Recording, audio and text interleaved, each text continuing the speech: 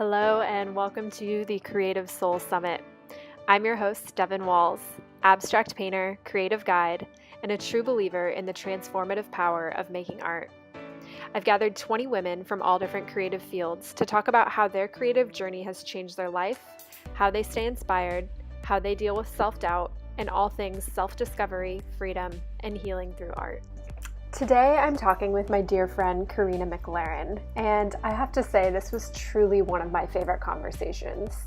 Carina has an amazing knack for storytelling, and she also has a really deep perspective on the creative process and a lot of know-how about how we can harness our intuition to further our creations. So for those of you who don't already know Carina, she's an intuitive artist and guide. She helps women to feel the waves of inspiration moving through their life and to fully embrace them. She's in devotion to the creative cycle of life. Every offering that she creates is an expression of her being. She allows her work to flow through her, and she enjoys supporting other women as they learn to embrace the force of creative flow in their lives with grace and ease. She believes that the universe gives you everything that you need to create with when it gives you a dream. She supports and guides women as they tune into their abundance, resource themselves, and create with intention. I had so much fun in this conversation with Carina, and I really appreciated her coming on. I can't wait for you guys to experience it. I know you're going to fall in love with her. So without further ado, I present to you my conversation with Carina Maclaren. Hello, everyone, and welcome to the Creative Soul Summit. I'm here with Carina Maclaren. Is that how you say your last name? Yeah, Maclaren. Maclaren. I'm here with Carina Maclaren, and I would consider Carina to be a good friend of mine. So I'm really happy to have her with us today. I know she has a ton of wisdom about creativity and the creative process. So welcome, Carina. Thank you for having this conversation with me. Oh, thank you, Devin, for having me. I'm so excited to be here and to chat with you today. Awesome. So before we begin, I was wondering if you could tell us a little bit kind of about what it is you do and the story of how you started doing what you're doing, because even though I know you, I don't actually know if I know that story of what led you to the work you're doing now. Yeah, so I am an intuitive and an artist, and so I use my artistic gifts of painting to offer readings to people. So people will come to me with a problem or just to learn more about themselves, and I will kind of presence them and paint what I'm seeing in their energy. And so then sharing that painting with them, I give them an intuitive reading related to that problem or to sharing their natural gifts back to them and being like I like to call it a magic mirror for them of who they are and what their energy is doing in this moment. And so the story is pretty interesting how I got here, because I had another life as someone who helped support creative agencies. And so I had a business. I was an entrepreneur who kind of led a ton of creative projects for large companies, well-known brands, all of that, mostly advertising, graphic design, those sort of things. And my background is studying the creative process. And it's so funny because I actually have a degree. You have a degree in the creative process? Yeah, wow, I didn't even know that was a thing. Design management. Yeah, you learn all about how to support the creative process in business. And so I lived almost a decade of my life in that experience, and then kind of had this moment where I didn't want to support other people's creative projects anymore. I wanted to do something that was my own. Yeah. And I gave myself the time and the space to just be creative. And this work, this intuitive reading through painting, is what came through that time in that space. Awesome. That's so interesting. I had a feeling there was a piece of this story that I didn't know, so that totally makes sense. So I want to touch on something you mentioned that you do, and you and I have talked about this a little bit, which is you create these paintings for people, and there's such a power. I've had a ton of intuitive readings. I'm like a total woo-woo person, love them. But there's something about the visual aspects that you bring as an artist that is really powerful. And I was wondering if you could speak to kind of that why visuals are so important in people kind of understanding what they need to learn at a specific time.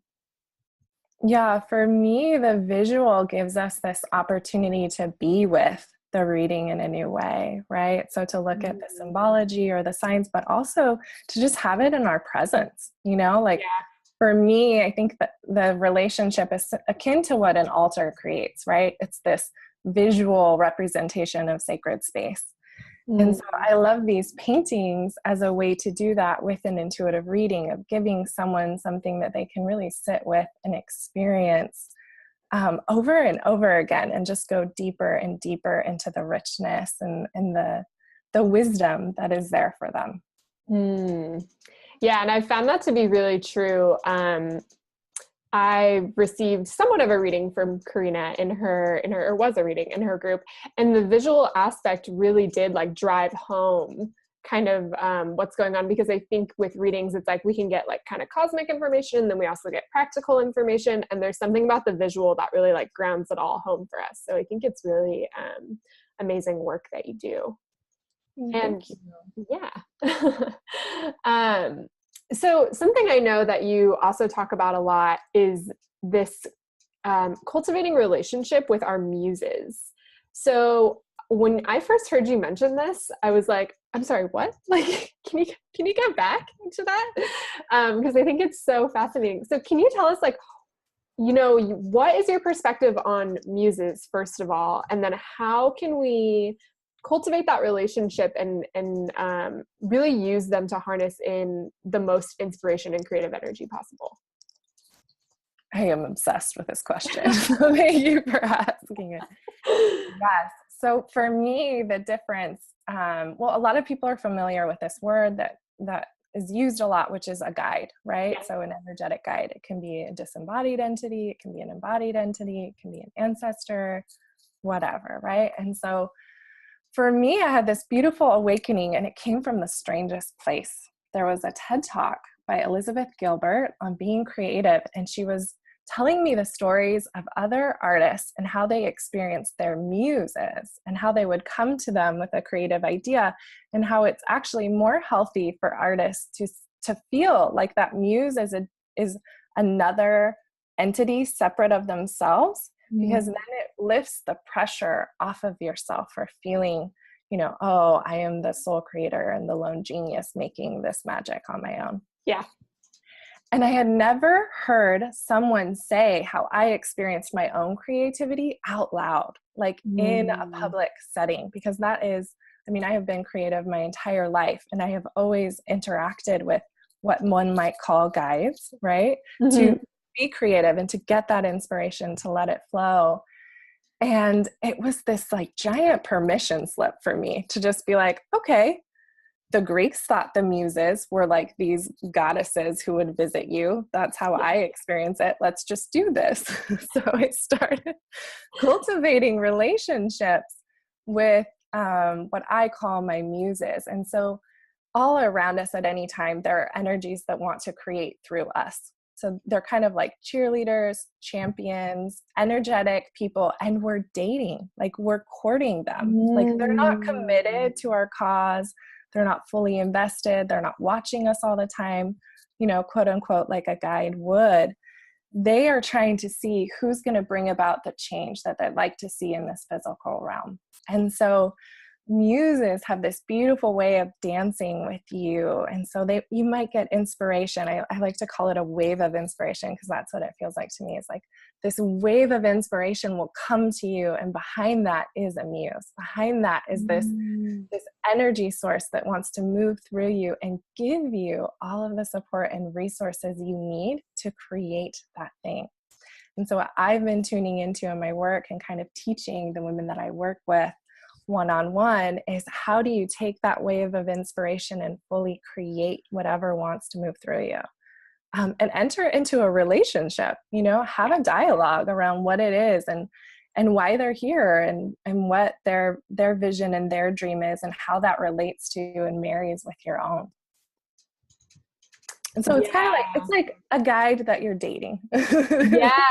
No, that's so fascinating. And I think what really stands out to me in that is it is powerful to recognize your waves of inspiration as this thing outside of yourself, because it is kind of a lot of pressure when you feel like it's all you. And that kind of spoke to something in me that I've kind of been playing with for the past year, which is like, oh, this isn't me. This is something working its way through me. And I think your perspective on muses is kind of this next step of like, no, it is this actual thing, which is so cool to think about and helpful. And so I know something, and you touched on this a little bit, it's like developing this relationship as to like to strengthen, right, and to like bring more inspiration through. So how can people do that, and how do you do that in your own life? You know, I used to be pretty analytical and a productivity geek. If you Really? can imagine it. I know. I can't.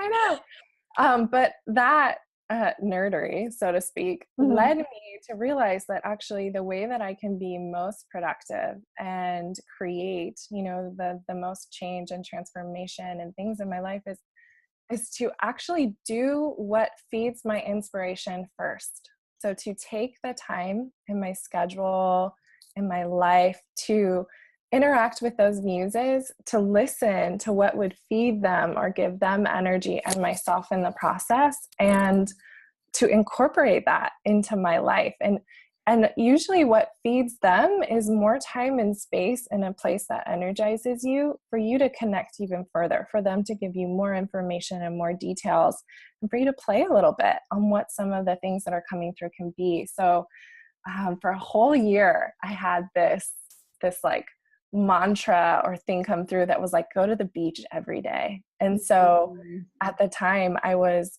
this is a while ago, I was consulting, I was a strategy and innovation consultant, and I would drive to a beach to take a conference call, hang up the phone, and have this beautiful dialogue with my muse, you know. And I say that to say, you know, you don't have to have complete freedom with your time to start building some of these relationships. No matter what your life situation is, you can open yourself up to more creativity and experiencing that connection, which I like to call divine flow. So where it's coming through you.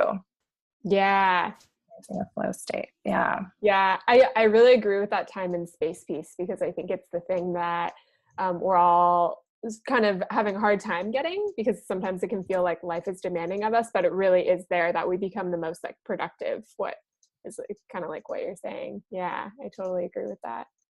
And that kind of brings up something else I wanted to ask you about as well, is how do you prioritize and make time for creativity in your own life? Because I know that you're also busy, you're an entrepreneur, you work with clients, but like you said, you're also an artist yourself. And so, how do you make time for that? Or what does your routine look like around that, if you have one?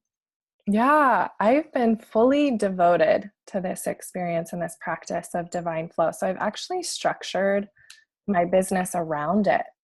So very rarely can people book my time. I don't have one-on-one sessions over the phone with my clients. I actually use a video chat application so that instead of us going back and forth on a phone conversation, we're able to drop in when it feels like we're called to share something. So my clients will reach out to me with a question or for more information.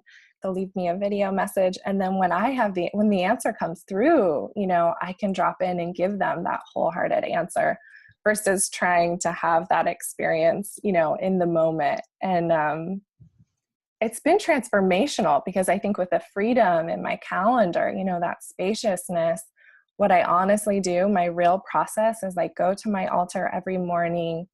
I say, like, state my intention, light a candle.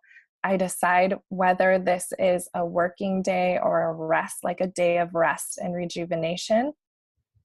And then whatever the answer is, I just trust it. And if it's, you know, either one, it doesn't really matter. I'll sit down and I'll meditate for probably about 10 minutes, and I'll just, on a piece of paper with my favorite like flowy pen, start drawing or writing whatever's coming through. And so I'll ask for what the aligned actions are for that intention and what I'm trying to create.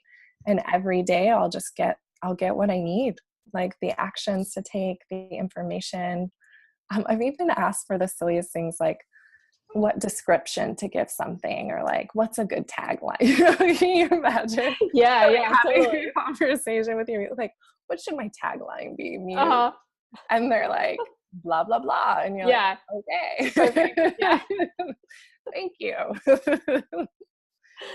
I think that that's really inspirational, that that's such a priority in your life. And I would like to work closer to being so intentional and intuitive with my daily schedule. I'm trying to get there.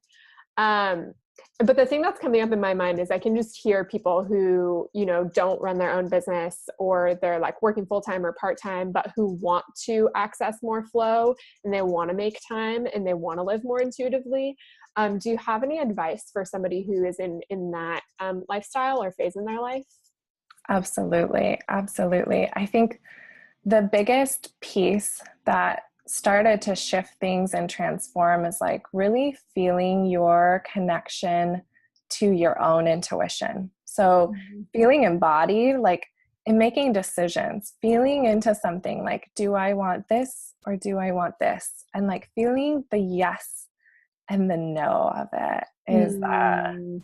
is just, I think that's the first step, right? Really getting to know yourself and getting to know what you want. And then the other piece is we all have these natural gifts and abilities that I believe in modern society are a little dormant or neglected. And so my recommendation was to have a conversation with people around you. My recommendation is to have a conversation with people around you that were present when you were, you know, a young child, maybe age of like 6 to 10, and see what you like to do. You know, what did you, without influence from social norms and all of those fun things, how did you spend your time? What did you do? And start exploring those, like making time in your calendar to go back and revisit some of those things, because that's where I discovered being outside in nature and creative, like pursuits, like doing things on hand outside. And now I do that every week. Like that's a practice that I have in my life because I went through that exploration, and it brings me so much joy and energy because it's my natural interest. It's like what I love to do. So I encourage people to really have the conversation with their loved ones, or even go back and kind of try to connect with their own inner child in that way, and see what comes through as inspiration for how to spend some free time. Yeah, I love that. Yeah, the answer to that really is in like, what did we do before we had to do stuff, or were told to do stuff, or whatever. Yeah, absolutely. So I want to switch gears just a tiny bit and talk about, and this is something you and I have talked about a little bit, the value of creating and in being an artist. Because I know as creative people, and I've certainly struggled with this, when you're spending a lot of time in your studio, or spending a lot of time making or dreaming, or, you know, whatever like our creative soul wants to do, we can have this voice that comes in and tells us like, this is pointless or meaningless, or what good is it doing? And I'm wondering if you can speak to that a little bit. I'm obsessed with this conversation. So my mother was an artist. She was a ceramicist, and she struggled to support, as a single mom, 4 daughters. And so this topic is so incredibly close to my heart. And, you know, I think being an artist today, it has really transformed, in that there's so much of an opportunity for more visibility than there was, you know, in my mother's day. And I think with that opportunity, there's this beautiful opening for a lot of people and connection to the artistic gift. So for me, what helps me understand and really feel my value is I look for my influence. So with artists, we don't really get, you know, the complex, tangible outcomes necessarily that others might not, you know, they might get through their work. But what we do get is this beautiful impact, and it's unique to us, I feel like, because when I see an idea that I shared in a reading reflected back to me, and this just happened. I was doing a siren session painting, and I created this thing that I called a joy-nado. So it's Okay. like Oh, I think I joy, saw that. a Yeah. tornado. Yeah, Uh-huh. like a tornado. It was to describe this amazing woman who has this quality of just like being so joyful, like overwhelmingly joyful, that she'll swoop you up in that emotion, and it'll just make all of your like fears, anxiety, everything just melt away, and you'll be left like happier, lighter, all of these amazing things. And making this painting and like going through the process of making this painting, I share it, it feels meaningful, but right, that's like an impact of one person. Well, then I get a conversation from someone else who's like, I hope you're having a joy-nado day. Where it's like these things just like, they pick up and they get carried along outside of you, and you end up inspiring someone, or you end up influencing them to move beyond, their normal daily structure of their life. A lot of my work is about connecting more with nature and nature spirituality and feeling energy and Mama Gaia. And I've definitely felt that opening when I'm having conversations, even with friends, of them really becoming more conscious in my presence and more connected to nature in my presence. And that is the value of an artist, is that we have this way of just influencing those around us and calling them to their higher purpose and illuminating that for them visually, which I think is so cool. Yeah. Yeah. I totally agree with that. It really is this, this piece that you carry that touches the other people in your life, and in this day and age online as well.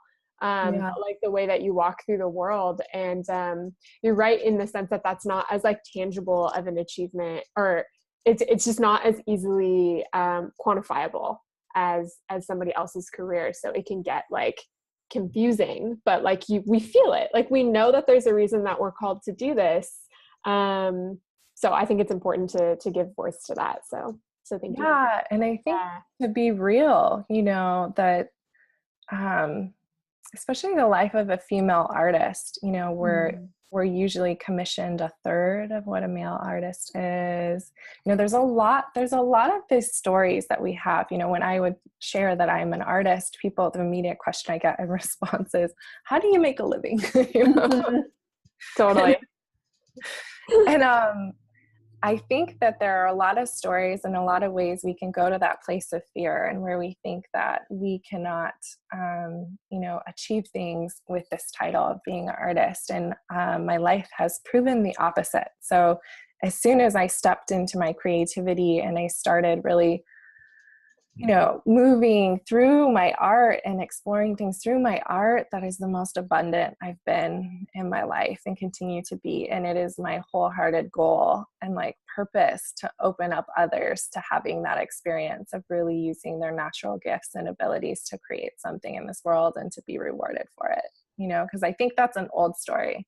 It needs to go away. Like I dream of the day I walk up to somebody and I'm like, I'm an intuitive artist. And they in response are like, wow, that's really cool. Yeah. You and I have had this conversation before about like, what is it? Like saying you're an artist and getting a certain response. And so at this period of time, there's like a certain level of bravery in saying that you're an artist, but it would be so wonderful, like you're saying, if we could bring in a time where that value is really seen and acknowledged and not questioned. But in the meantime, I think it is this like beautiful radical act to own that you're an artist, which I know you and I are both on an ever evolving journey to do. And it's a learning process as well. So yeah. I think one more thing on that is like claiming it before you feel good enough too, because that was a journey for me, especially with painting, because I've done all forms of art and creativity just through my life and having a mother who was an artist, right? Yeah. And I hadn't done painting until, recently. And as soon as I dove in, that was my instant thought, I'm not good enough, right? But I felt this calling of being an artist. Yeah. And so I think we have this label for artists that's like, you're an artist when your painting gets a lot of attention and Yeah. visibility, and other people call you an artist. It's Yeah. like, It's in galleries. yeah, People know it's you. like, Yeah. you must have all of this. And I think it's Yeah. so healthy for us as individuals to just really check in with ourselves and claim it as soon as our heart feels it. Like, are you an artist? Yeah. Say it out loud. Even if the work isn't speaking to anyone, if it speaks to you, call yourself an artist with that courage that you're talking about, for sure. Yeah, absolutely. Yeah, I couldn't agree more. So before I come to the final question, I just want to acknowledge you and say thank you for the work that you do. From the moment I met you, your presence is just so radiant, and you really do embody what you're saying about inspiring others to come into their creativity, and like in an intuitive way as well, which I think is a really important piece. So yeah, thank you for your work and for yourself. Yeah, I'm really grateful for your friendship. So yeah, thanks Thanks, for being here. Devin. Yeah. I'm so grateful for our conversations that we have, and especially this one. It's so important. It just feels like you're doing really important work here, and bringing creatives and artists together to have these conversations, because it's timely and needed. And I know it takes a lot of courage to do it. So It thank does. you. Yeah. Thank you for making the time, making it happen. It's such a joy to be here with you in this way. Oh, yeah. Thank you. Thank you so much. So before I ask the final question, what is coming up for you? I know you're kind of going through some transitions in your business, but you're also like coming out with new things too. So this is going to come out mid-October. So where can people find more of you? How can they get time with you? And what's on your agenda? So for me right now, the thing that is going to be unveiled about the same time in October is a program called KIN. And so I'm going to be leading. I didn't know about this. Yeah. Okay. I'm going to be leading 13 women through my creative process. So I will teach you everything that I know, and we'll create a soul aligned offering. It could be a service or a product together, and we'll go through that creative process in lockstep, and end up as this beautiful network and an affiliate system for each other to share that offering with the world. So it's this way to be held in finding something that is deeply connected to your natural gifts and abilities, meeting your muse, getting information from them, pulling that into your work, feeding that muse, and ending up with an actual